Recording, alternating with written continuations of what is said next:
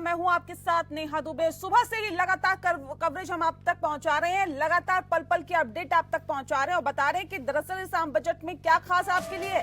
सदन में आम बजट पेश हो चुका है और वित्त मंत्री निर्मला सीतारमण ने बजट पेश किया है। बजट में कई बड़े ऐलान कर दिए हैं। वेतनभोगी लोगों के लिए सरकार का बड़ा ऐलान है। 12 लाख रुपए तक की आमदनी पर आयकर अब आपको नहीं देना होगा।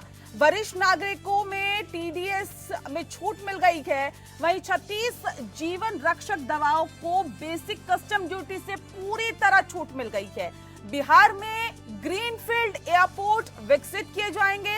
एससी एसटी महिलाएं उद्यमियों के लिए भी नई योजना का ऐलान कर दिया गया है। तो बड़ी राहत यहां पर अब सरकार ने दी है। इस बजट को किस तरह से देखा जाए, किस तरह से आंका जाए, क्योंकि जाहिर तौर पर जो उम्मीदें, जो आकांक्षाएं लोगों ने लगा रखी थी, क्या उस पर ये बजट खरा उतरा है? क्योंकि बजट से ही उम्मीदें होती हैं, क्योंकि बजट का सीधा असर देखिए आम आदमी की जेब पर पड़ता है। एससी एसटी महिला उद्यमियों के लिए भी नई योजना का ऐलान कर दिया गया है। 10 क्षेत्रों पर जोर रहेगा। गरीबों, नारी, स्वास्थ्य पर ध्यान रहेगा, मैन्युफैक्चरिंग पर ज्यादा ध्यान रहेगा, रोजगार पर भी ध्यान रहेगा। समावेशी बजट रहेगा और साथ ही साथ विकसित भारत बनाएंगे, ये बात निर्मला सीतारमण ने कही है। मिडिल क्लास को गतिमान करने की कोशिश है और खाद्य तेलों में आत्मनिर्भरता हुई है। दलहन में आत्मनिर्भर हम बने हैं और इसका भी जिक्र उन्होंने किया कि दलहनों पर 6 लाख, माफ कीजिएगा, 6 साल मिशन लॉन्च किया जाएगा और साथ ही साथ श्री अन्न को बढ़ावा दिया जा रहा है। श्री अन्न के लिए किसानों को मदद, भारतीय भाषा पुस्तक स्कीम लॉन्च की जाएगी। 5 नेशनल स्किलिंग सेंटर बनाए जाएंगे। आईआईटी में अतिरिक्त छात्रों के लिए सुविधा। मेडिकल शिक्षा में 10,000 छात्रों के लिए जगह बनेगी। 10 जिलों में कैंसर सेंटर बनेंगे। 200 कैंसर सेंटर बनेंगे। बता दें आपको कि शहरी गरीबों के लिए नीति भी लाई जाएगी और ऑनलाइन प्लेटफॉर्म कामगारों के लिए सोशल सिक्योरिटी, 1 करोड़ अस्थायी कामगारों के लिए स्वास्थ्य सुविधा, पीपीपी प्रोजेक्ट्स पर जोर रहेगा ताकि आगे बढ़ा जा सके। विकसित भारत की तरफ हम आगे बढ़ सके। जल जीवन मिशन से 15 करोड़ घरों को फायदा पहुंचेगा। जल जीवन मिशन को व्यापक बनाया जाएगा। जल आपूर्ति के लिए राज्यों से भागीदारी। Urban challenge fund 1000 crore. शहरी विकास के लिए अर्बन चैलेंज फंड। छोटे न्यूक्लियर रिएक्टर बनाए जाएंगे। जहाज उद्योगों को मदद दी जाएगी। नया उड़ान स्कीम भी लॉन्च किया जाएगा और साथ ही 120 नए हवाई डेस्टिनेशन बनाए जाएंगे। पहाड़ी इलाकों पर एयरपोर्ट भी बनाया जाएगा। साथ ही बिहार में बनेगा ग्रीनफील्ड एयरपोर्ट। भारतीय ज्ञान को बढ़ावा के लिए, जिसको बढ़ाने के लिए बता दें कि संस्थान बनेगा। घरेलू उद्योगों को बढ़ावा मिलेगा। घरेलू इलेक्ट्रॉनिक उद्योगों को मदद मिल पाएगी। नया कर बिल लाया जाएगा। विदेशी नीति पर उदार रहेगा और उदार नीति इसके लिए बनाई जाएगी। साथ ही नया कर बिल लाया जाएगा। विदेशी निवेश पर उदार नीति होगी। स्टार्टअप्स के लिए फंड का ऐलान होगा। सभी सरकारी स्कूलों में ब्रॉडबैंड कनेक्टिविटी होगी और निर्मला सीतारमण ने इन तमाम बातों का जिक्र किया है। साथ ही किसानों के लिए भी देखिए एक खुशखबरी है कि किसान क्रेडिट कार्ड की लिमिट को अब 3 लाख से बढ़ाकर 5 लाख कर दिया गया है। यानी कि अब किसान 5 लाख तक जो ऋण है वो ले सकेंगे। आयकर कानून को आसान भाषा में लिखा जाएगा ताकि लोग अच्छे से, आसानी से समझ सके। टैक्स पेयर के लिए अनुपालन को आसान बनाया जाएगा। टीडीएस में सुधार होगा और साथ ही वरिष्ठ नागरिकों के लिए 50 से 1 लाख टीडीएस होगा। टीसीएस में उदारता और 7 लाख से 10 लाख तक के लिए टीसीएस नया कर बिल लाया जाएगा। विदेशी निवेश पर उदार नीति होगी और साथ ही स्टार्टअप के लिए भी फंड का ऐलान किया जाएगा। सभी सरकारी स्कूलों में ब्रॉडबैंड कनेक्टिविटी, निर्मला सीतारमण ने कहा है कि ये तमाम चीजें होंगी और साथ ही किसान क्रेडिट कार्ड की लिमिट अब 3 लाख से बढ़ाकर 5 लाख रुपए कर दी गई है। आयकर कानून को और आसान बनाया जाएगा। ये तमाम बातें निर्मला सीतारमण ने कही और जैसी कि उम्मीद जताई जा रही थी, ठीक वैसे ही मिडिल क्लास को ये एक बड़ी राहत कही जा सकती है। एक तरफ से टैक्स स्लैब में कहीं ना कहीं छूट जो दी है, 12 लाख तक की आयकर अब नहीं होगा, यानी कि टैक्स आपको नहीं देना होगा। अगर आपकी सालाना 12 लाख रुपए आय है तो आपको टैक्स से छूट मिल गई है। साथ ही और तमाम राहत यहाँ पर मिडिल क्लास को दी गई है। इससे किस तरह का फायदा लोगों को मिलेगा ये लोग बेहतर तरीके से समझ सकते हैं, क्योंकि अभी तक जो था लोगों को टैक्स देना पड़ता था, और अब जो है वो राहत कहीं ना कहीं लोगों को मिलेगी।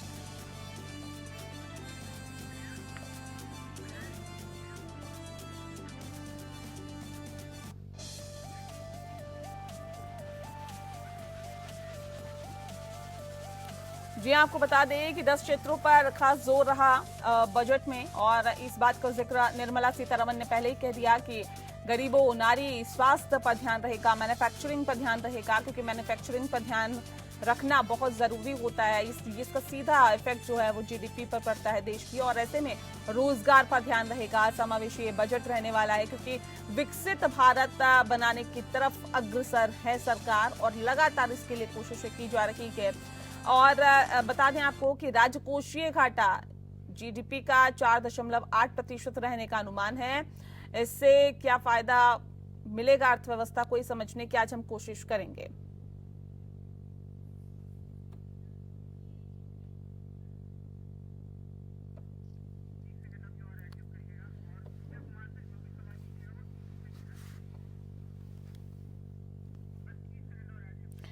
तो केंद्रीय वित्त मंत्री निर्मला सीतारमण ने पेश कर दिया बजट। बता दें आपको कि लोगों से लेकर कॉर्पोरेट दुनिया तक को बेसब्री से इंतजार था, और अब फिलहाल जो है वो बजट पेश हो गया है। और इस बजट से क्या उम्मीदों पर ये बजट खरा उतरा है, ये एक बड़ा सवाल है, क्योंकि सरकार महंगाई और टैक्स के मोर्चे पर लोगों को कई बड़ी राहतें देने का ऐलान कर चुकी है।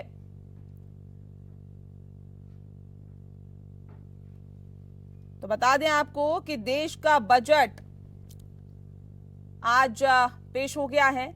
ये बजट कई मायनों में बेहद ज्यादा अहम है। ऐसे में किसानों को क्या राहत मिली, गरीबों को क्या राहत मिली, मिडिल क्लास को क्या राहत मिली, और साथ ही साथ एमएसएमई सेक्टर में बूस्ट के लिए किस तरह से सरकार के कदम है और कितना असर उसका पड़ेगा, ये एक बड़ा सवाल है। इसको समझने की आज हम कोशिश करेंगे। तफसील से चर्चा करने के लिए खास मेहमान हमारे साथ मौजूद हैं, उनसे आपका परिचय करा देते हैं। इस वक्त हमारे साथ प्रोफेसर विजय कुमार श्रोत्रिय जी हैं, जो कि डीन है दिल्ली स्कूल ऑफ इकोनॉमिक्स के। सर बहुत बहुत स्वागत है आपका। हमारे साथ शिवेंद्र पांडे जी जुड़ गए हैं, जो कि चार्टर्ड अकाउंटेंट हैं। बहुत स्वागत है शिवेंद्र जी आपका। और डीपी सेमवाल जी हमारे साथ जुड़ गए हैं, पूर्व आयकर आयुक्त हैं। सर आपका भी बहुत बहुत स्वागत है। देखिए बजट तो पेश हो गया है, लेकिन क्या उम्मीदों पर खरा उतरा है ये बजट? सीधे रुक कर लेते हैं सबसे पहले सेमवाल जी का। सेमवाल जी, टैक्स में तो बड़ी राहत दी गई है, बजट उम्मीदों पर खरा उतरा है मिडिल क्लास के? हाँ, आप ऐसा कह सकते हैं। ये प्राइमा फेसी व्यू जरूर इस तरह का ले सकते हैं कि इससे ईज ऑफ लिविंग जो गवर्नमेंट का एक नारा रहा है कई सालों से, वो इस बजट से मुझे लगता है कि वो मटेरियलाइज हो जाएगा। इतनी बड़ी राहत, स्लैब में इतना बड़ा इंक्रीज होना, ऐसा उछाल अभी तक कभी भी गवर्नमेंट ने नहीं दिखाया था। तो आदमी के हाथ में पर मंथ 1 लाख रुपया अनटैक्स्ड रहेगा, इससे बड़ी राहत की तो लोगों को इस समय उम्मीद रही नहीं होगी, मुझे ऐसा लगता है। और इससे ज्यादा तो कोई एक्सपेक्ट कर ही नहीं सकता था। जी तो ठीक है शिवेंद्र पांडे जी, देखिए अक्सर देखा जाता है कि लोग अपने आप को बचाने की कोशिश करते हैं कि कुछ ऐसा खर्चे दिखाए जाए या उससे अपने कम से कम टैक्स देना पड़े, लेकिन एज अ सीए क्या आपको लगता है कि एक बड़ा तबका इससे बहुत ज्यादा राहत महसूस कर रहा है इस वक्त? देखिए पिछले कुछ सालों से ये एक्सपेक्टेड था कि मिडिल क्लास को गवर्नमेंट बेनिफिट दे। हाँ। आज के बजट से ये स्वाभाविक दिख रहा है कि हर मिडिल क्लास के व्यक्ति को जो आज तक 12 लाख रुपए कमा रहा था उसको एटलीस्ट 80,000 रुपए की टैक्स सेविंग स्ट्रेट अवे हो रही है। मिडिल क्लास के बंदे के हाथ में अगर पैसे आ रहे हैं तो उसकी स्पेंडिंग पावर बढ़ेगी।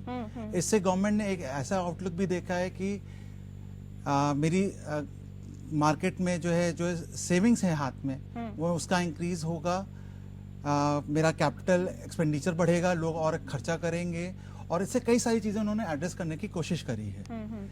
इतना बड़ा, जैसे सर ने बोला अभी कि पिछले लास्ट कुछ बजटों में हमने कभी इतना बड़ा इंक्रीज नहीं देखा था स्लैब रेट्स में कि आपने सीधे 7 लाख से 12 लाख रुपए कर दिया।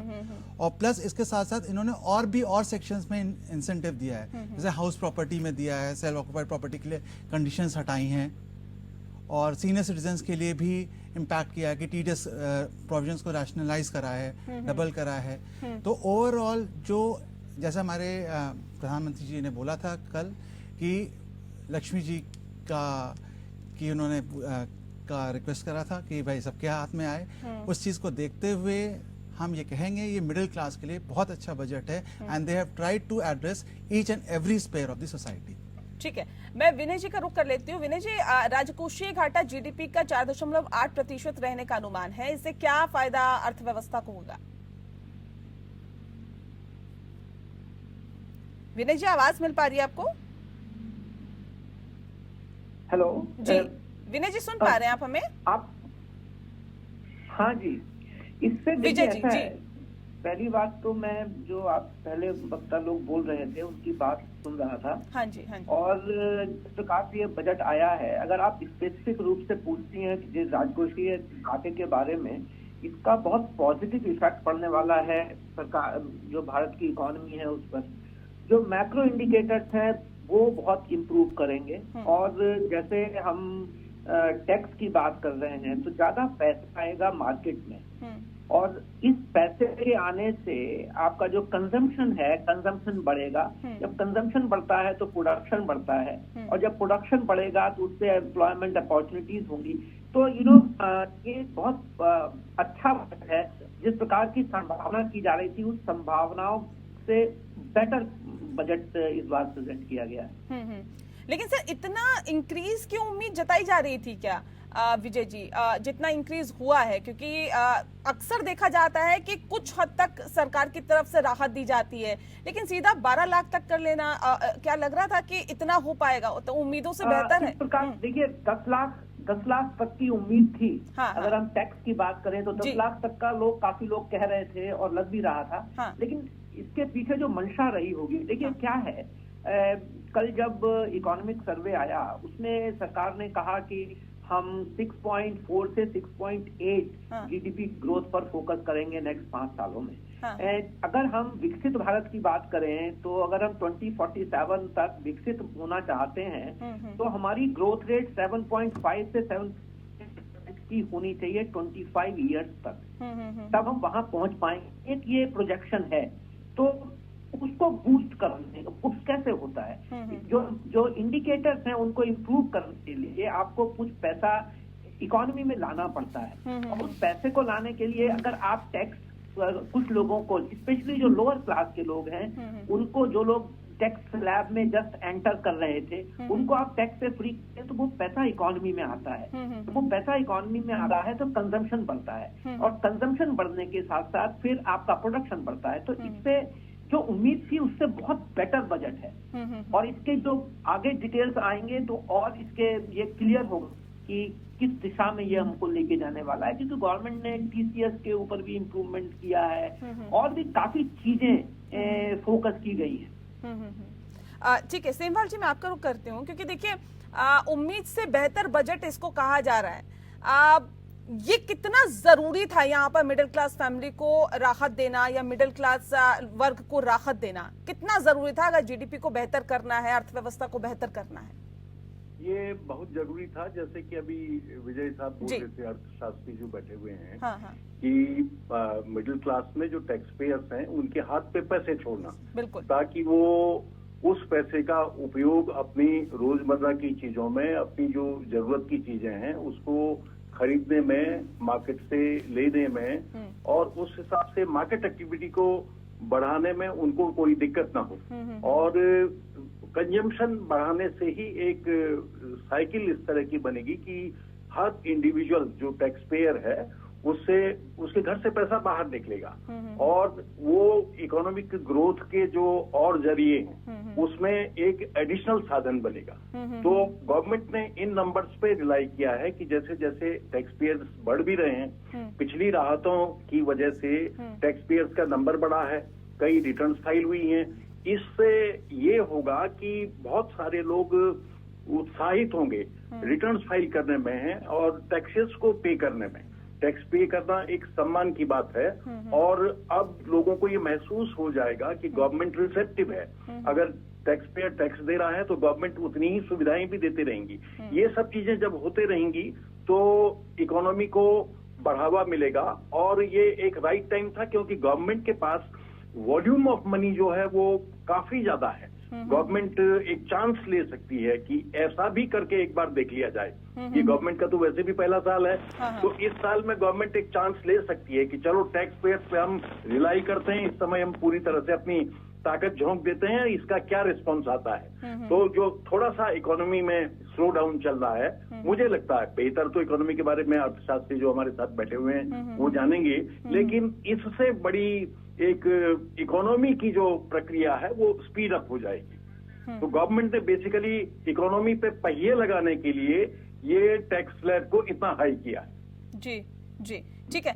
मैं रुक कर लेती हूँ विजय जी का। विजय जी, सवाल इस बात को लेकर भी है, देखिए जिस बात का जिक्र अभी सेमवाल जी भी कर रहे थे, मार्केट में फ्लो होना पैसे का बहुत जरूरी है। आपने भी इसी बात को कहा था कि ये एक बहुत बड़ी राहत है मिडिल क्लास के लिए, इससे क्या होगा, मार्केट में फ्लो होगा। लेकिन जो बजट राहत है उसमें मार्केट के अंदर फ्लो रहे, उसमें एमएसएमई सेक्टर पर फोकस किया गया, उसमें किसानों पर फोकस किया गया। क्या कोई ऐसा बिंदु रहा जिस पर आपको लगा कि नहीं फोकस करने की जरूरत थी, वो रह गया? देखिए ऐसा है, अगर हम पूरी चीजों को देखें तो मैं क्योंकि एजुकेशन में हूँ तो मेरा हमेशा ये प्रयास रहता है कि सरकार एजुकेशन की ओर फोकस करे और जो हमारा ग्रॉस एनरोलमेंट रेशियो है वो इम्प्रूव हो। मैं वेट कर रहा था और मैंने जब कल का इकोनॉमिक सर्वे था तो उसमें देखा कि इस बार सरकार जो है वो काफी फोकस्ड होकर आई है और एजुकेशन पर भी उनका काफी फोकस दिखाई दे रहा है। लेकिन इसमें मेरा जो विचार वो ये है कि हमने नेशनल एजुकेशन पॉलिसी लाई और जो इस पॉलिसी से का जो डिमांड है वो ये है कि हमको इंफ्रास्ट्रक्चर इंप्रूव करने की जरूरत है। स्कूलों का इंफ्रास्ट्रक्चर बेटर होना चाहिए, कॉलेजेस का इंफ्रास्ट्रक्चर बेटर होना चाहिए और यूनिवर्सिटीज का इंफ्रास्ट्रक्चर बेटर होना चाहिए और खास तौर से टेक्नोलॉजी के एडॉप्शन को लेकर और कुछ और भी इस बजट में कुछ प्रयास किए गए हैं और वो प्रयास बहुत अच्छे हैं।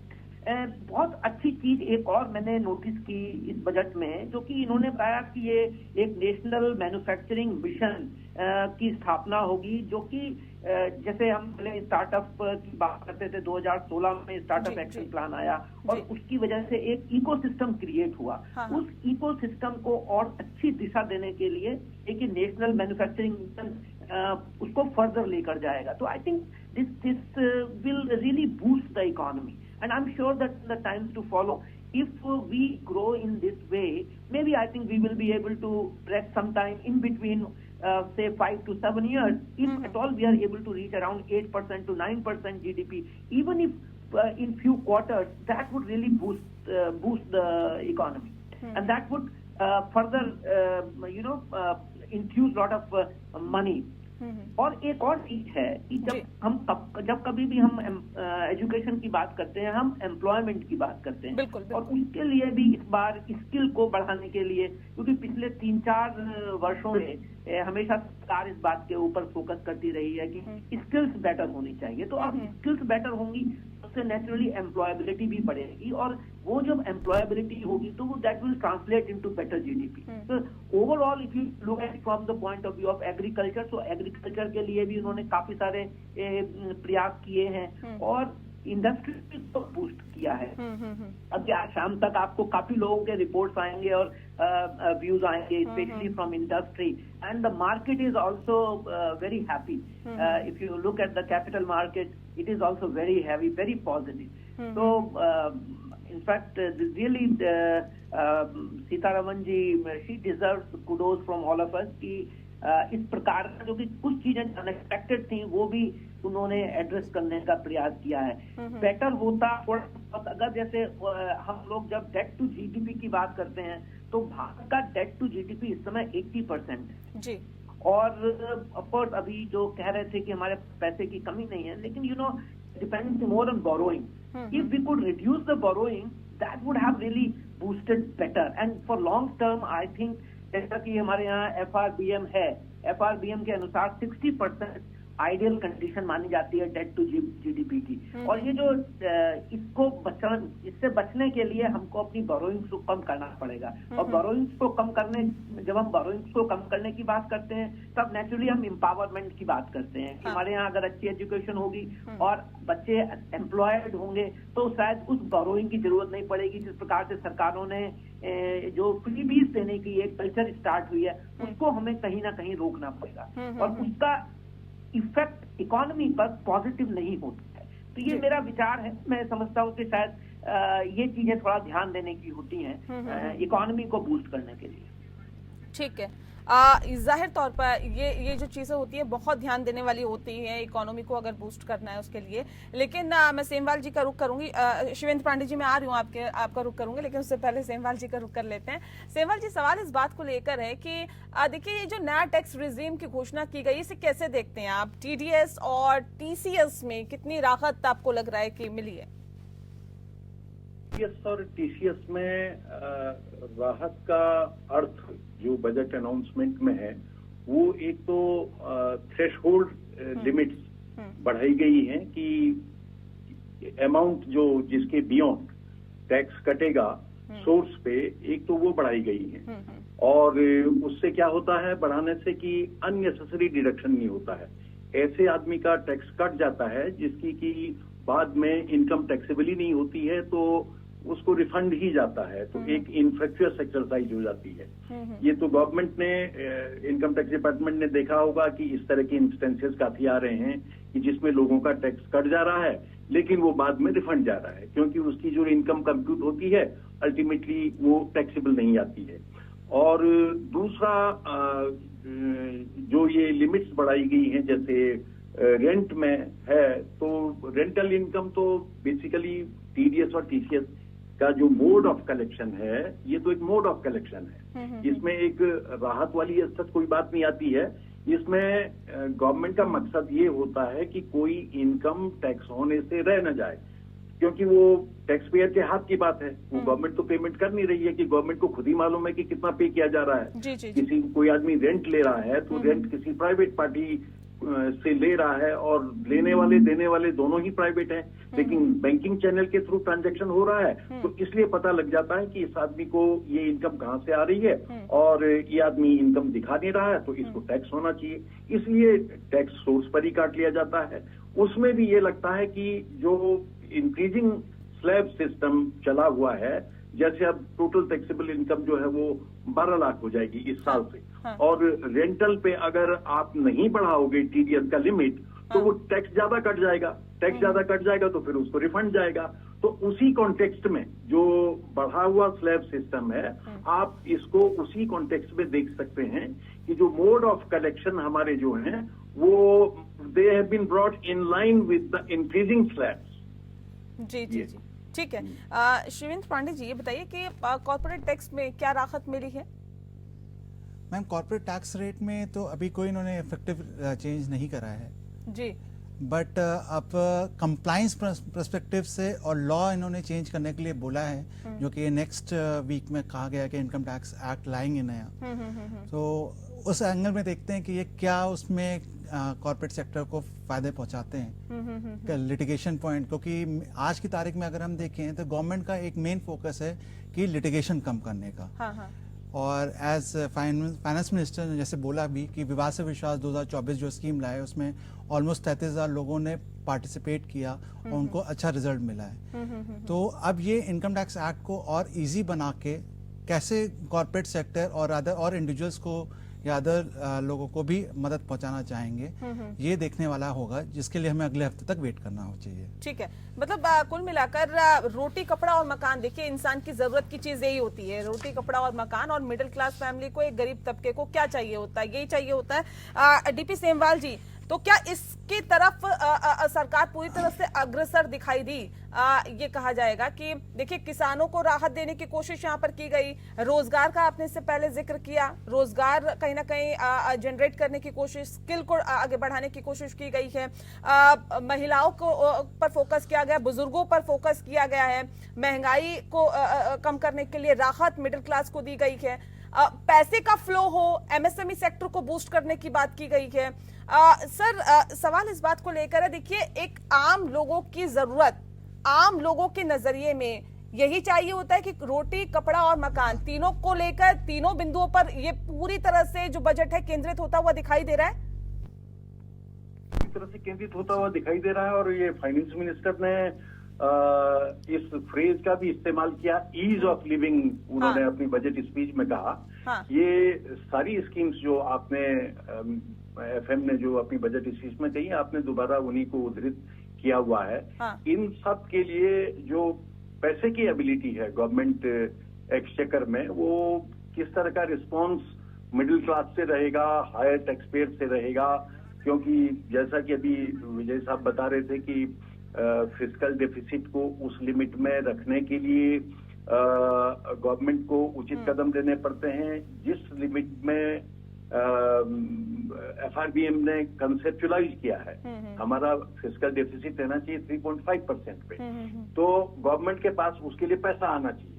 पैसा जब गवर्नमेंट के पास खूब आ जाएगा तो बोरोविंग्स कम से कम करेंगी, जैसे अभी हमारे अर्थशास्त्री बैठे हैं उन्होंने बताया। और जब बोरोविंग्स कम करनी पड़ेंगी तभी वो बोरोविंग्स कम हो पाएंगी जब हमारे पास रिसीट्स नॉन बोरोविंग्स से ज्यादा होंगी। और गवर्नमेंट अगर एक्सपेक्टेंट है कि वो रिसीट्स बड़ी स्मूथ फ्लो उसका फ्यूचर में होगा, सारी प्रक्रियाओं का डिजिटलाइजेशन हो गया है और ह्यूमन एलिमेंट कम से कम होता जा रहा है, तो गवर्नमेंट आश्वस्त होते जा रही है कि जो उसको टैक्स रेवेन्यू या नॉन टैक्स रेवेन्यूज सामने नजर आ रहे हैं वो आते ही रहेंगे। तो गवर्नमेंट ने उसी लाइन पे अपनी जो स्कीम्स हैं वो पुअरेस्ट ऑफ द पुअर के लिए है, विलेजर्स के लिए है, और जो लोअर इनकम ग्रुप्स के लिए हैं उनको डिफरेंट वोकेशन और डिफरेंट एरियाज ऑफ एम्प्लॉयमेंट है, उनको देख करके तमाम ग्रुप्स को अलग अलग आइडेंटिफाई करके राहत उनके लिए, स्कीम्स उनके लिए, प्रोजेक्ट्स उनके लिए अनाउंस किए हैं। तो इससे तो काफी ज्यादा, जैसे कि हम लोग बात कर ही रहे हैं कि मकसद ये है कि इकोनॉमी को पहिए लगाना है, तो हर आदमी जो है वो बढ़िया से बढ़िया आगे करे।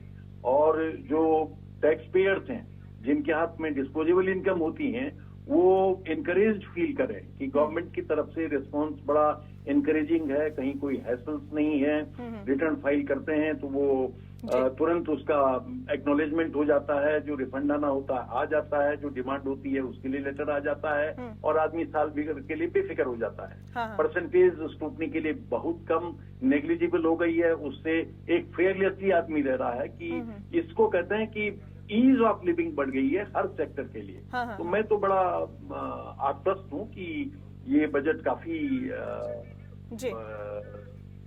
प्रेरणादायक इस गवर्नमेंट के लिए भी होगा, क्योंकि इसमें इतना इन्होंने रिस्क नहीं कहेंगे, इतना फेथ हर लेवल पे रिपोज किया है कि रिस्पॉन्स लगता है कि लोग भी उसी तरह से देंगे। बिल्कुल, तो लोगों के लिए एक बड़ी राहत है, खासतौर पे मिडिल क्लास फैमिली के लिए बहुत राहत की बात यहाँ पर कही जा सकती है, क्योंकि एक लंबे वक्त बाद इतनी बड़ी राहत टैक्स स्लैब में सरकार की तरफ से दी गई है। बहरहाल बहुत शुक्रिया डीपी सेमवाल जी आपका, प्रोफेसर विजय कुमार श्रोत्री जी आपका भी बहुत बहुत शुक्रिया हमारे साथ सीधे जुड़ने के लिए, और शिवेंद्र पांडे जी लगातार हमारे साथ बने हुए हैं और लगातार बजट पर पल पल के अपडेट हम आप तक पहुंचा रहे हैं और इसका विश्लेषण करने की कोशिश कर रहे हैं। दरअसल बता दें आपको कि सदन में आम बजट पेश हो चुका है और ऐसे में क्या खास आपके लिए रहा इस बजट में, वो आपको बता रहे हैं। वित्त मंत्री निर्मला सीतारमण ने इस बजट को पेश किया है और इस बजट में सीधे तौर पर मिडिल क्लास को बड़ी राहत दी है। बजट में कई बड़े ऐलान किए गए हैं जिससे कि लोगों को सीधे राहत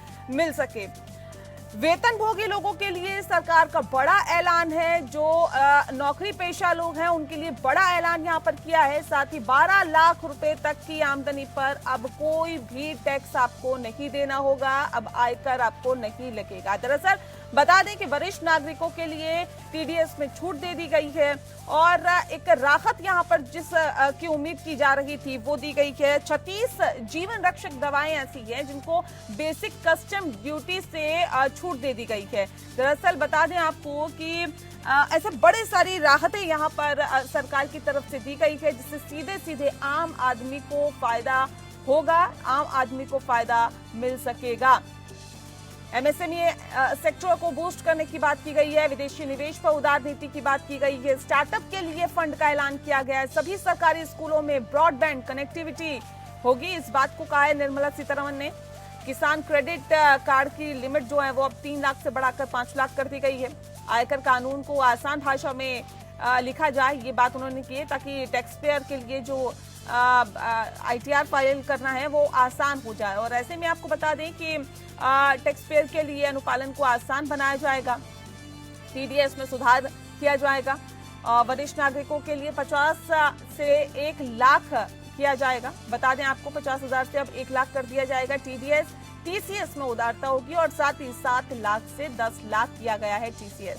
तो एक बड़ी राहत यहाँ पर देने की कोशिश, और कुल मिलाकर इस बजट को दरअसल आम लोगों के लिए कहा जा रहा है, ये कहा जा रहा है कि मिडिल क्लास फैमिली के लिए इस पूरे बजट को बनाया गया है और काफी ज्यादा राहत यहाँ पर मिली है, क्योंकि जिस तरह से महंगाई बढ़ी उस वक्त उस हिसाब से टैक्स स्लैब में भी उतनी छूट सरकार की तरफ से नहीं दी गई थी। पहले 7 लाख था और अब इसको सीधे बढ़ाकर 12 लाख कर लिया, यानी कि जिसकी 1 लाख रुपए आमदनी है महीने में उसको अब बिल्कुल भी टैक्स नहीं देना होगा। 10 क्षेत्रों पर जोर की बात उन्होंने कही, गरीब, नारी, स्वास्थ्य पर ध्यान रहेगा, मैन्युफैक्चरिंग को बढ़ावा देने की बात की, रोजगार पर ध्यान देने के लिए, और ये कहा कि जो स्किल्स हैं उनको बढ़ाने की कोशिश यहाँ पर की जाएगी ताकि जो लोग हैं वो ज्यादा से ज्यादा रोजगार पा सके, ऐसे बन सके कि रोजगार दे भी सके 4 लोगों को। ऐसे में आपको बता दें कि समावेशी बजट इसको कहा उन्होंने, और विकसित भारत बनाएंगे, यानी कि विकासशील से विकसित भारत तक की जो राह है उसे हम आसान करेंगे और ये जो बजट है उसके अंदर मील का पत्थर साबित होगा। मिडिल क्लास को गतिमान करने की यहाँ पर कोशिश होगी और साथ ही खाद्य तेलों में आत्मनिर्भरता हुई है।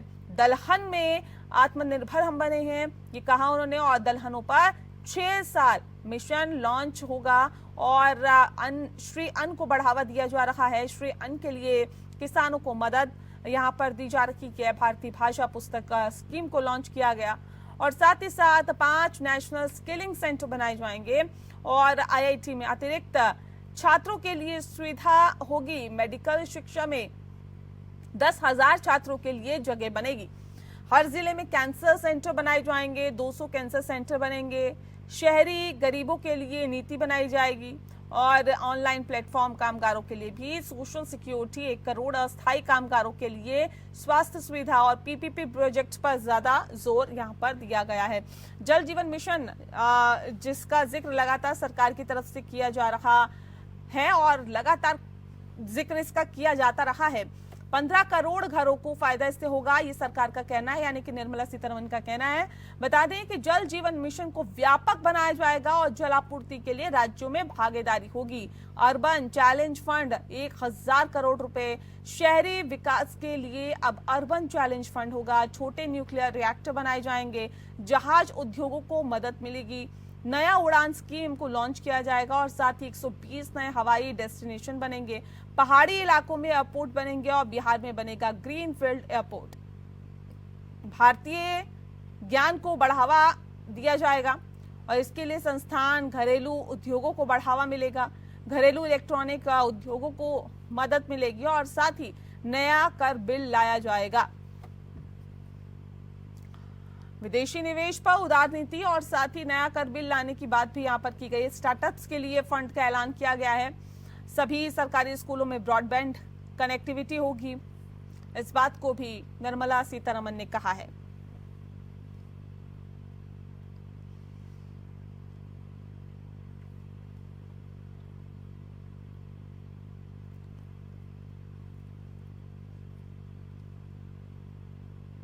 तो टीसीएस में उदारता होगी और साथ ही 7 लाख से 10 लाख किया जाएगा, कर दिया गया है टीसीएस। तो यानी कि एक बड़ी राहत यहां पर देने की कोशिश की गई।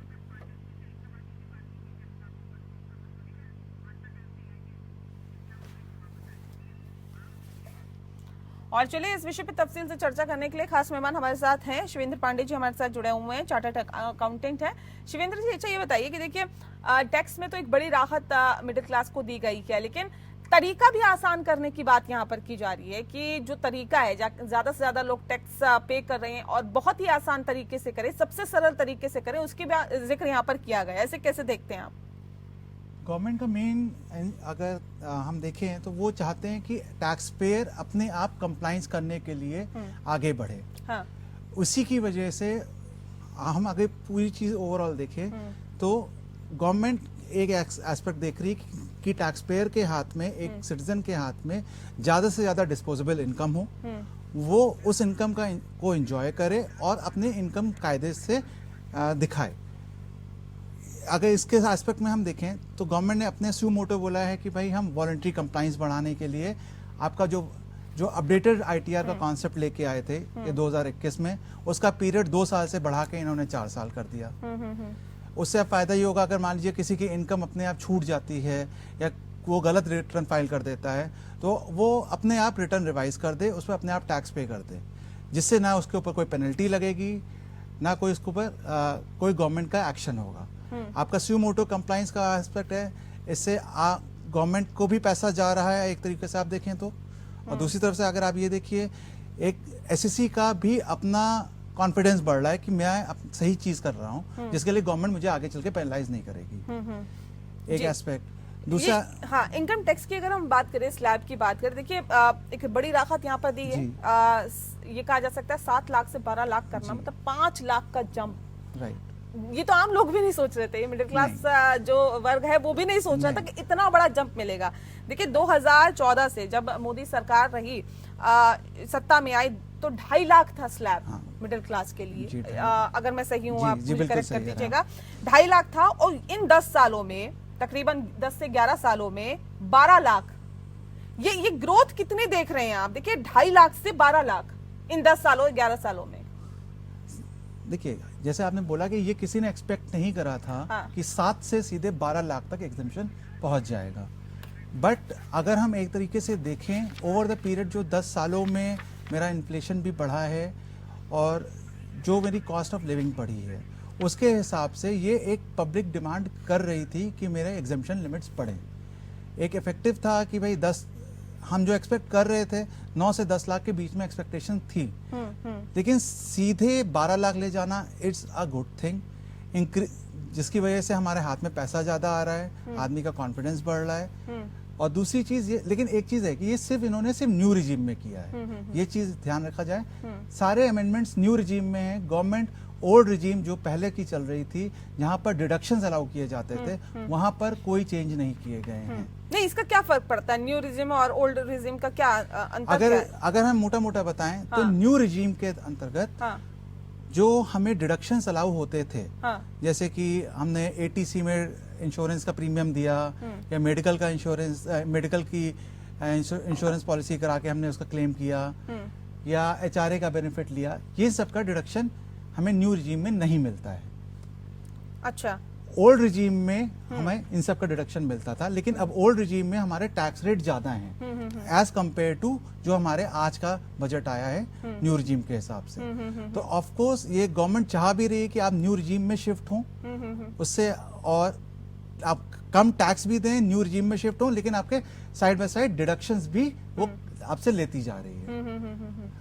बिल्कुल, तो सरकार ये चाह रही है, लेकिन एमएसएमई सेक्टर को भी बूस्ट करने के लिए जो कोशिशें यहाँ पर की गई है, क्या लगता है आपको कि ये कोशिशें काफी है? क्योंकि देखिए वहां बूस्ट करना बहुत जरूरी है, ज्यादा मैन्युफैक्चरिंग होगी, ज्यादा कारखाने लगेंगे, ज्यादा फैक्ट्रियां होंगी, ज्यादा प्रोडक्शन होगा, तो चीजें बेहतर होगी, जीडीपी बेहतर होगी।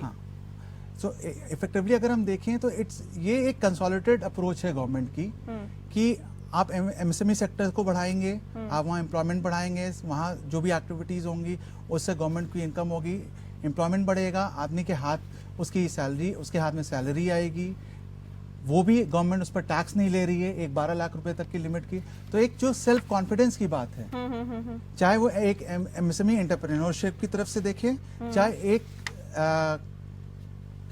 काम करने वाले की तरफ से देखें, गवर्नमेंट ने दोनों को एक विन विन सिचुएशन दिया है इस बजट के थ्रू। ठीक है, चलिए और भी कुछ खास मेहमान हमारे साथ इस वक्त जुड़ रहे हैं, तो उनका भी रुख कर लेते हैं हम। डॉक्टर विनय कुमार इस वक्त हमारे साथ जुड़ गए हैं, एडवाइजर है एमएसएमई चैम्बर ऑफ इंडिया के। बहुत स्वागत है विनय जी आपका। हमारे साथ इस वक्त डीएस मिश्रा जी भी जुड़ रहे हैं, जो कि पूर्व मुख्य सचिव हैं यूपी के। बहुत स्वागत है सर आपका भी। सबसे पहले हम रुख कर लेते हैं डॉक्टर विनय कुमार जी का।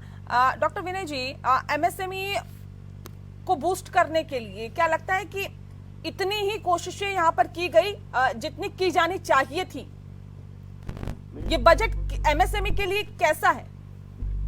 बजट एमएसएमई के लिए बहुत अच्छा है, परंतु प्रायः ये देखा गया है कि हमारे यहाँ कई लैप्स है, विभागों में तालमेल की कमी पाई जाती है। इसको भी दूर करने की जरूरत है, जिससे किसी भी छोटे उद्योग वाले को या मध्यम उद्योग वाले को तुरंत सहायता मिल सके। किस तरह की दिक्कतों का जिक्र किया आपने? जैसे स्वीकृति से लेके बाकी प्रक्रियाओं में विभागों में तालमेल अभी भी नहीं है, जिस तरीके से हमारे आदरणीय प्रधानमंत्री जी चाहते हैं जी। उस तालमेल को बनाने से और अधिक स्पीड से हम आगे बढ़ेंगे।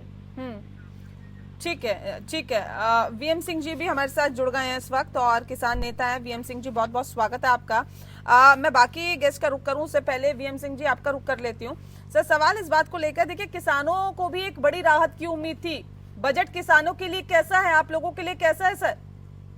देखिए, पहली चीज अगर देखें अंतर्राष्ट्रीय, आप देखें हालात देखें तो कनाडा के साथ रिलेशन खराब हो रहे हैं, यूरोप के साथ खराब हो रहे हैं। जो भी कारण है कि वहाँ की इकोनॉमी कम है, हमारी इकोनॉमी अच्छी है, लोग वापस आ रहे हैं, बच्चे वापस आ रहे हैं जो यहाँ से भाग गए थे, जिन्होंने पलायन कर लिया था वापस आ रहे हैं। उनकी जीविका को देख के बजट होना चाहिए था जरूर किसानों के लिए।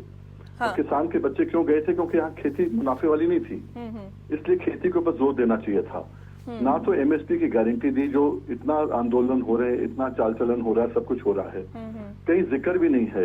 केवल एक ही जिक्र है किसानों को जो फायदे की बात, अगर जो आपके पैनलिस्ट बोल सकते हैं कि 3 लाख का 5 लाख रुपए उन्होंने कर दिया है केसीसी के ऊपर, केसीसी को बढ़ा के 3 लाख का, ये अनुदान थोड़ी ना है, ये तो कर्ज है। अगर कर्ज पूरा नहीं कर पाएंगे, 2 लाख वापस नहीं, 3 लाख के बदले 5 लाख है, जो 2 लाख वापस नहीं कर पाएंगे टाइम पे, तो अगले साल नहीं मिलेगा वो। और वो कर्ज कहाँ जाएगा? किसान जो है, ये किसको देख के दिया गया है? ये मार्केट को देख के दिया है, मार्केट को बूस्ट करने के लिए दिया गया है। किसान जो है घर में पैसा नहीं रखता है, बैंक में पैसा नहीं रखता है, वो मार्केट में जाके खरीदारी करता है। तो उस खरीदारी के लिए जो है, अगर 2 लाख रुपए प्रति किसान भी अगर जाता है तो पूरा पैसा मार्केट में जाएगा, मार्केट में उछाल आएगा। पर किसान का तो कर्ज बढ़ते जाएगा, वो तो फांसी खाएगा बाद में जब वापस नहीं कर पाएगा। ये चीजें जो है, अब देखने वाली बात केवल ये है कि हर कहीं बात हो रही है मध्यम वर्ग की। बड़ा अच्छा है जिनको फायदा मिले, चलो किसी को तो फायदा मिला। पर जहां तक सवाल उठता है किसानों का, आपको मालूम होगा एवरेज इनकम किसानों की, ये गवर्नमेंट के डाटा से मैं बात कर रहा हूँ, 8,059 रुपया था पर मंथ 2016-17 में, जो बढ़ के 13,661 रुपीज आ गया। 13,000 रुपए, अगर 14,000 रुपये लगा लो तो आप 16,000 रुपये मिलता है इनको, 1,60,000 मिलता है एक साल का, और आप इनकम रिलीफ दे रहे हैं मध्य वर्ग को 12 लाख का। किसान तो कभी जिंदगी में टच नहीं कर सकता 12 लाख इस तरह से। ये एवरेज इनकम है, किसी की ज्यादा है, किसी की कम भी है। तो इन चीजों को देखते हुए आपने जो किया है, ये सब नाबार्ड के डाटे हैं। ये डाटे जो हैं हमारे नहीं है। धन धन्य योजना बोलने से किसान को धन्य नहीं हो जाता। आपको याद होगा एक बार था, हाँ। इन्होंने जीरो बजट, ये निर्मला सीतारमण जी ने, वित्त मंत्री जी ने 5-6 साल पहले जीरो बजट खेती की बात करी थी, खूब तालियां पिटी थी कि जीरो बजट होगा, किसान को मुनाफा मुनाफा होगा। आज तक क्या हुआ उसका? ये जुमलों की राजनीति जो है कब तक चलेगी? किसान कृषि प्रधान देश है। किसान, हम कहते हैं मध्यम वर्ग को आप बिल्कुल आगे लेके जाइए, बहुत आगे लेके जाइए, सबको लेके जाइए, पर किसान को भी तो लेके जाइए ना। जैसे मैंने आपको इसकी आय के बारे में बताया, केवल मैं आपको एक आंकड़ा देते हुए अपनी बात खत्म करूंगा। 1947 में जब देश आजाद हुआ तो सबसे कमजोर वर्ग होता है जो होता है कर्मचारी, पीएन, खलासी बोलते हैं, जो बोलते हैं उसको, उसकी 10 रुपए तनख्वाह थी प्रति माह। 7वें वेतन आयोग में वो हो गई अंदाज से कि 18,000 से लेके 25,500 तक, वो क्लासेस बने हुए उसके अंदर। अब उनकी हो गई 91,000 से 78,000 तक। अब इनके तो 4-4, 5-5 हजार गुना बढ़ गई है। किसान का लगाइए कि किसान का हाल क्या है। जिसके पास 10 एकड़ जमीन थी, आज उसके पास 2 एकड़ बच गई है।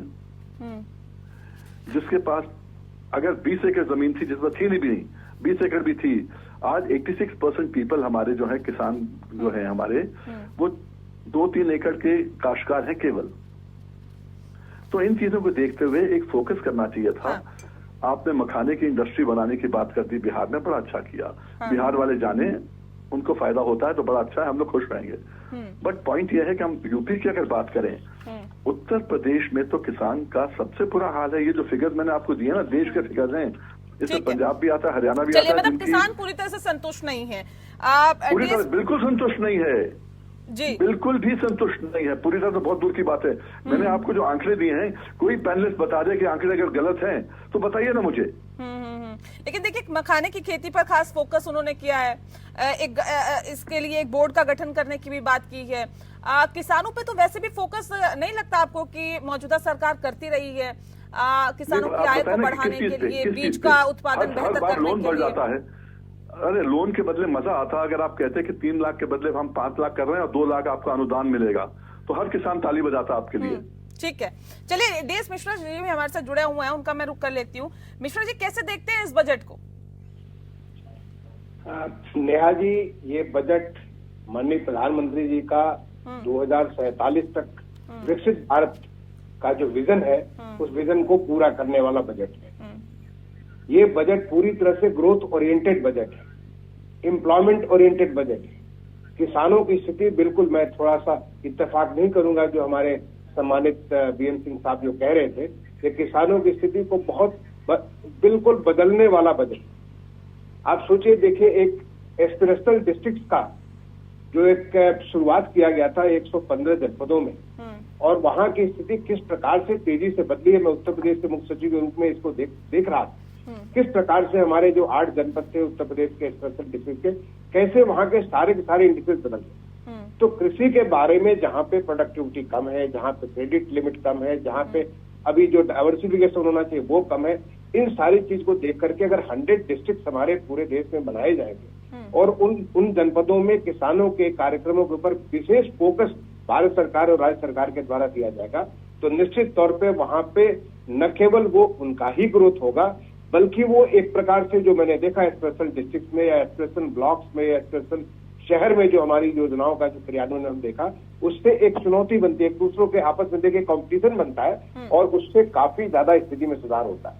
मैं ये भी कहना चाहूंगा कि किसानों के लिए तो चाहे केवल मखाना ही नहीं, बल्कि ऑयल सीड्स के बारे में, पल्सेस के बारे में और तमाम सारे उनके क्रेडिट के बारे में, उनको जो है सिंचाई साधन के बारे में, उनकी जो तमाम किस्म की जो सुविधा, देखिए यूरिया के फर्टिलाइजर्स के बारे में, इतनी सारी चीजें इस बजट में लाई गई। तो मुझे लगता है कि किसानों के लिए ही, जो हमारा अन्नदाता किसान है, भारत सरकार का एक बहुत बड़ा फोकस अन्नदाता किसान के ऊपर पिछले 10-11 सालों से रहा है, लगातार रहा है। मैं भारत 2014 से 2024 के के बीच आपने स्थितियां बदलते हुए देखी किसानों को लेकर। ये तो कह रहे हैं देखिए हम तो संतुष्ट नहीं है, मतलब कुछ हद तक भी संतुष्ट नहीं है। कह रहे 3 लाख से लेकर 5 लाख कर दी गई है वो लिमिट, चलिए उसको अगर हटा दिया जाए, उसके अलावा क्या है किसानों के लिए इस बजट में? देखिए, किसानों के लिए नेहा जी, मैं खुद एक किसान का बेटा हूँ, मेरे घर में खेती होती है। हाँ। मैंने देखा परिवर्तन, पिछले बचपन से देखा कि किस प्रकार से परिवर्तन, और हाँ। पिछले 10-11 सालों में कैसे किसानों की सिंचाई की सुविधा बढ़ी है, किसानों के लिए उनको आत्मनिर्भर कृषि के लिए तमाम सारे साधन बढ़े हैं, कैसे उनका डाइवर्सिफिकेशन हुआ है, कैसे श्री अन्न का जो फिर से दोबारा हमारे जो पहले बिल्कुल खत्म हो गया था, श्री अन्न दोबारा आया है, कैसे हॉर्टिकल्चर और फ्रूट्स के ऊपर एक फोकस बढ़ा है, कैसे फिशरीज कल्चर के ऊपर एक फोकस बढ़ा है। आप देखिए कि माननीय वित्त मंत्री जी ने तमाम सारे किसानों के एक्सपोर्ट्स के बारे में, कैसे उनकी आय बढ़ सकती है, इसके बारे में इतनी तेजी से प्रयास हुआ है। तो मैं कहूंगा, और ये किसान के बारे में तो बहुत मेजर फोकस है, किसान के साथ साथ गरीबों के बारे में फोकस है, हमारे युवा वर्ग के बारे में फोकस है, महिलाओं के बारे में फोकस है, और इस बार तो इतना कमाल का चीज मिडिल क्लास के लिए हुआ। देखिए, मिडिल क्लास हमारा जो है, जो उनका आज 12 लाख रुपए तक, या अगर वो सैलरीड है तो 12,75,000 रुपए तक जो टैक्स नहीं लगेगा। मैं मिश्रा जी, मैं लौटती हूँ क्योंकि इस पे मैं एक बार रिएक्शन ले लेती हूँ अभी वीएम सिंह जी से। वीएम सिंह जी, अभी तो देखिए आपने सुना ही होगा। मिश्रा जी, मैं आपको जवाब देता हूँ। हाँ बिल्कुल, जवाब दे दीजिए सर। देखिए, ऐसा है, मिश्रा जी जो हैं चीफ सेक्रेटरी थे उत्तर प्रदेश के, उन्होंने कहा मैं किसान का बेटा हूँ, बड़ा अच्छा है। मिश्रा जी बताएंगे कि आपका बेटा खेती करने को तैयार है क्या? नहीं है, कोई तैयार नहीं है। हकीकत है, बोलने की बात अलग है। आज उत्तर प्रदेश में लगा लीजिए आप, जिले से जिले लगा लीजिए आप बताइए कितने जिलों के अंदर कितने सुसाइड कर रहे हैं किसान, जब उनको लोन वापस करना पड़ता है। नहीं तो सर आज कर रहे हैं क्या? ये तो सर करते ही रहे। ऐसा नहीं, मुझे ये बताइए, ये आंकड़ा आज का नहीं है ना सर, कि भैया ये कहा जाए कि किसान आज आत्महत्या करने को मजबूर हो? जी नहीं, 20 साल से कर रहा है, जैसे आप कह रहे हैं ना, जैसे मिश्रा जी कह रहे हैं कि 10 साल में बहुत परिवर्तन आ गया है, ये सही है कि उनके लिए परिवर्तन आया। तो मैं उनसे पूछना चाहूंगा, क्या उनका बेटा खेती करने के लिए वापस तैयार हो गया है? नहीं, उनका बेटा भी IAS में जाने की कोशिश कर रहा होगा। मैं एक ऐसा आदमी हूँ जो IAS के अंदर आने के प्रीलिम्स क्रॉस करने के मिश्रा जी कुछ कहना चाह रहे हैं, मैं सुन लेते हैं। मिश्रा जी कुछ कह रहे हैं, देखिए आप पे रिएक्शन दे रहे हैं, बताइए मिश्रा जी। देखिए, ऐसा है कि एक डेवलप्ड इकोनॉमी में दुनिया भर का अनुभव है कि जब डेवलप इकोनॉमी होती है तो वैसे वहाँ पे कृषि के ऊपर जो है, जो जितने लोग काम करने वाले हैं उनकी संख्या घटती जाती है। मैंने जो जितने लोग कृषि के ऊपर निर्भर होते हैं उनकी संख्या घटती जाती है, तो कृषि की उत्पादकता बढ़ती जाती है, जो किसानों की आय बढ़ती चली जाती है।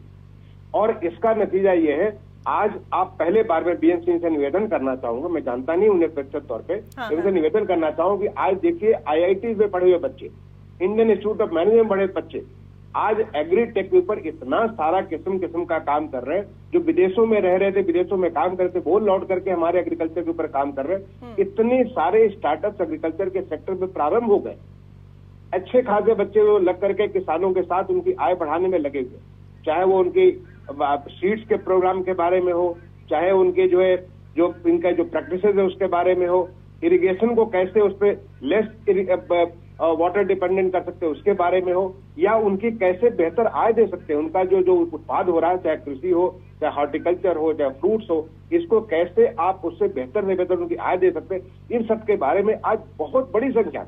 मैं खुद एक IIT का इंजीनियर हूँ, और IIT जब मैं जाता था, जब चीफ सेक्रेटरी और IIT जाता था, IIT में बहुत सारे बच्चे आज एग्रीकल्चर सेक्टर में एग्रीटेक के ऊपर काम कर रहे हैं। क्यों काम कर रहे हैं? क्योंकि एग्रीकल्चर में संभावनाएं बहुत बढ़ गई हैं। बहुत सारे लोग, आप एक किसान से बात, मैंने बताया कि किसान का बेटा हूँ, मेरे घर में खेती होती है, और हमारी जो पहले की उपज होती है उससे कहीं ज्यादा बेहतर उपज हो रही। क्यों? क्योंकि आज वहाँ सिंचाई के बेहतर साधन है, आज वहाँ पे बेहतर इम्प्लीमेंट्स है। जो पहले हमारे घर में जो बैल होते थे, जो हमारा हल से जुताई होती थी, आज के ट्रैक्टर से जुताई होती है। बहुत सारे मैकेनाइजेशन हो गया। तो हम अगर ये कहेंगे कि सारे के सारे हर एक के बच्चे किसानी में लगे रहे, नहीं, वो उनकी अपनी आय के बिल्कुल अपने हुनर के हिसाब से और अपनी पढ़ाई के हिसाब से उसमें अपनी भूमिका निभा रहा है। मैं विनय जी का एक बार फिर से रुक कर लेती हूँ। विनय जी, मैं जानना चाहूंगा, केवल 1 मिनट अगर आप दे दें मुझे। हाँ बिल्कुल सब बताएं। देखिए, मैंने एक ही चीज पूछी थी इनसे कि इनका बेटा, क्योंकि आपने कहा मेरे पिताजी खेती करते थे, तो जमीन तो होगी, आप कह रहे जमीन में इनकी प्रोडक्टिविटी ज्यादा हो रही है, आमदनी ज्यादा हो रही है, क्या बेटा खेती में आया? नहीं आया। अगर जिस दिन में मुनाफा होगा, फायदा होगा, कौन आदमी छोड़ के जाएगा उसको? पर हकीकत यह है कि आज उत्तर प्रदेश में आप मुख्य सचिव रहे थे, आपको मालूम होना चाहिए कि आज हालात क्या हैं। पर अगर आपके हिसाब से इतने अच्छे हालात हैं तो उत्तर प्रदेश आज टॉप 2 में होना चाहिए। अच्छे हालात की सिर्फ बात नहीं की जा रही, कहा जा रहा है कि पहले से बेहतर हुए हैं सर। देखिए हर चीज के मैंने आपको गिनाया कि जो 10 रुपए कमाता था आज वो 51,000 रुपए कमाता है। तो हर चीज में प्रोसेस है, ये प्रोसेस है। प्रोसेस के हिसाब से किसान बहुत पीछे रह गया है। ये कहने की जरूरत है केवल। मैं आपसे माफी चाहूंगा, मैं निकल रहा हूँ अभी। Thank you so much. बहुत बहुत शुक्रिया आपका वीएम सिंह जी, आप हमारे साथ जुड़े। और इस वक्त हमारे साथ जो जुड़े विनय जी आपका भी बहुत बहुत शुक्रिया इस लाइव में हमारे साथ जुड़ने के लिए। और डीएस मिश्रा जी हमारे साथ जुड़ा हुआ है और साथ ही साथ पांडे जी भी हमारे साथ जुड़े हुए हैं। एक छोटा सा ब्रेक ले रहे हैं, बहुत जल्द लौटेंगे, आप बने रहिए हमारे साथ, देखते रहिए एपीएन।